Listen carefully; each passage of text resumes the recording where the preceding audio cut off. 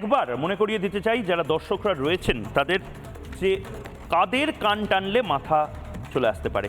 কান কারা এক্ষেত্রে দাঁড়িয়ে দোকান, যদিও তাদের দোকান কাটা বোধ হয়, কিন্তু দোকান যদি আমি ধরি, একজন সন্দীপ ঘোষ, আরেকজন অভিজিৎ মণ্ডল।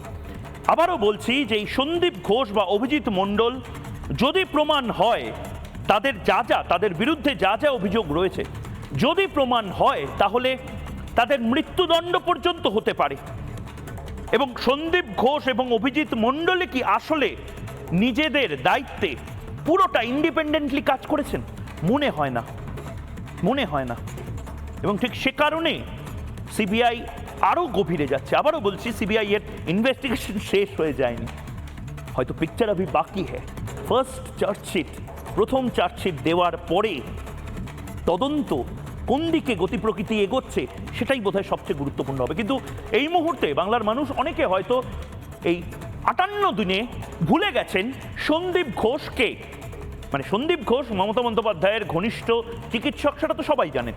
অভিজিৎ মণ্ডল তিনি টালা থানার ওসি, সেটাও সবাই জানেন। কিন্তু একবার আমরা দৃশ্যায়ন করি এই সন্দীপ ঘোষ এবং অভিজিৎ মণ্ডলের তথ্যগুলো। কে এই সন্দীপ ঘোষ? দেখুন, এই মুখটাকে চিনতে পারছেন আপনারা জানেন এই মুখ। একদম প্রাথমিকভাবে এই প্রিন্সিপাল সাহেবই বলেছিলেন অত রাত্রে মেয়েটির ওখানে সেমিনার রুমে যাওয়ার কি দরকার ছিল, এটা জুনিয়র ডাক্তারদের অভিযোগ ছিল। এরপরে এই সন্দীপ ঘোষকেই ট্রান্সফার না করে প্রাইস পোস্টিং দিয়ে দেওয়া হয়। 2020 থেকে আরজি করের অধ্যক্ষ ছিলেন এই সন্দীপ ঘোষ।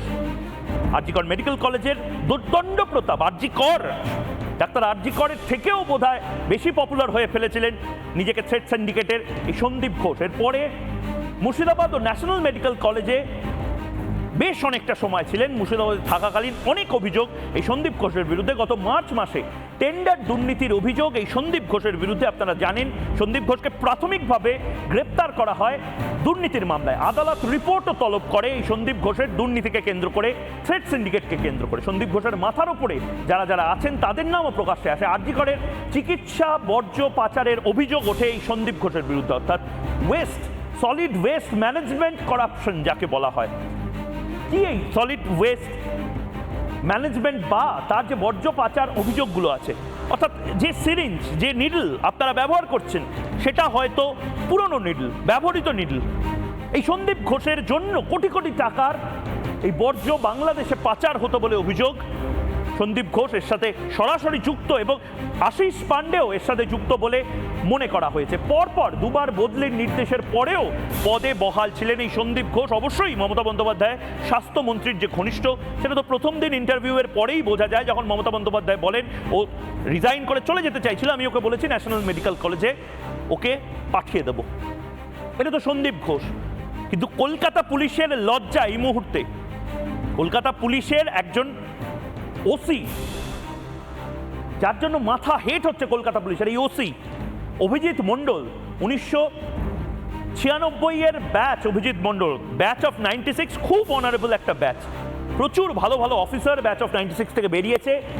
এই অভিজিৎ মণ্ডল অতিরিক্ত ওসি বেলেঘাটায় পোস্টিং ছিলেন। এরপর অতিরিক্ত ওসি হন হরিদেবপুরের, অতিরিক্ত ওসি হন রবীন্দ্র সরোবরের। গলফ গ্রিন থানার প্রথম ওসি, গলফ গ্রিন থানা যেটা 2021 সালের ফেব্রুয়ারি মাসে যে থানার উদ্বোধন হয়, তার প্রথম ওসি ছিলেন।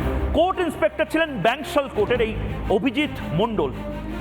এরপর সেই পোস্টিং টালা থানার ওসি। আবারও বলছি, এই অভিজিৎ মণ্ডল বা সন্দীপ ঘোষ, এই দুজনই যদি তাদের বিরুদ্ধে যে অভিযোগগুলো রয়েছে সেগুলো যদি প্রমাণিত হয়, যে কথাটা দীপাঞ্জন চক্রবর্তী বলছিলেন, মৃত্যুদণ্ড পর্যন্ত হতে পারে, একদম মৃত্যুদণ্ড পর্যন্ত হতে পারে, অর্থাৎ ফাঁসি হতে পারে সন্দীপ ঘোষ বা অভিজিৎ মণ্ডলের। কেন বলছি এটা? আমি বলছি না, অভিজিৎ মণ্ডলের পাশাপাশি সন্দীপ ঘোষের জামিন নাকচ হয়েছিল।